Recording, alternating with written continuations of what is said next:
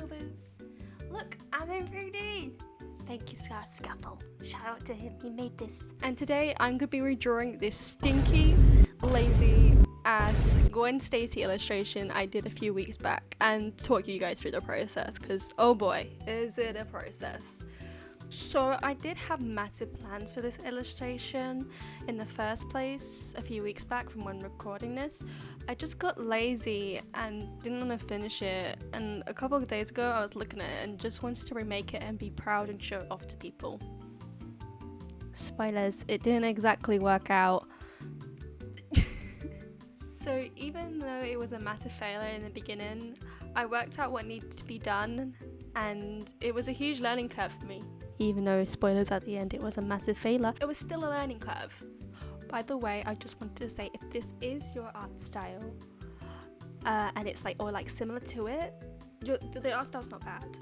I just didn't want this style for myself. It doesn't suit me and probably you can pull it off a lot better. So I do think it's cute. I think with a lot more practice it could be pulled off. It's just skillfully I cannot yet. So grab a pen and do what you need to do and let's draw together. So first thing I needed to do was fix the face. It was giving fake plastic vibes.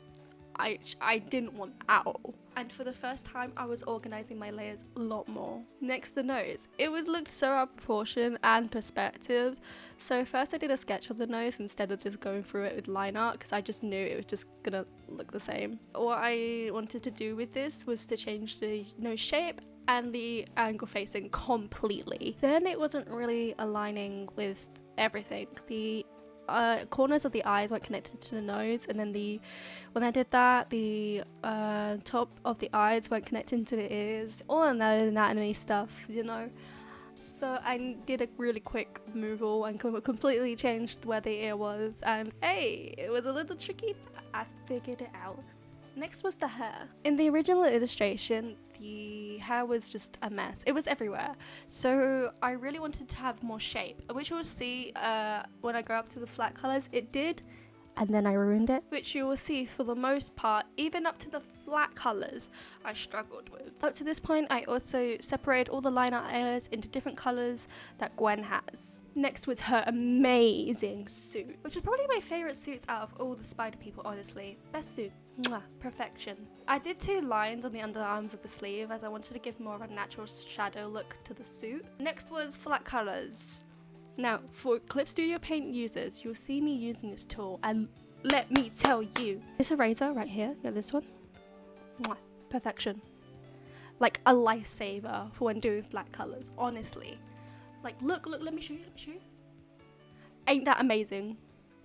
Ain't it amazing? If you want to find it, it's called Erase Along Edge by I don't know whether I'm pronouncing this name right, I'm sorry. By Farhan. And you can get it on the Clip Studio Paint Asset Store. And guess what? It's free. Anyways, back to the colouring. First thing when I go back to colouring, it was not pretty. I need to make it pretty. It was just lazy beforehand. Like, look at it. So first thing I was trying to make pretty was the eyes. I just gave up on the eyes in the first illustration. When going through colouring, it still just wasn't looking right. Especially like even with the proportions. I struggled with the lips, as you can see.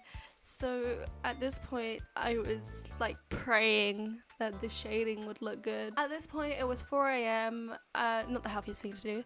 My tablet broke and my brain just shut off. When doing the hair, I think I had improved it a tiny bit more, like with the blending and stuff. But next was patting, so I used the spray tool, and I think that had a really cool shading part.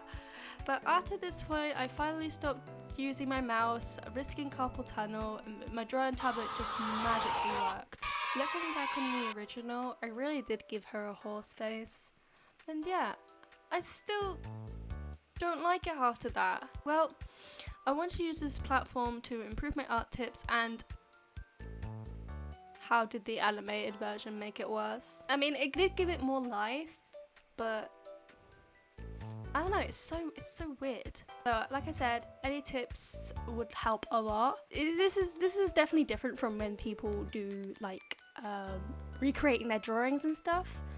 And I'm curious to what the comments say below. So if you have any tips or anything, any constructive criticism, I'm all here for it.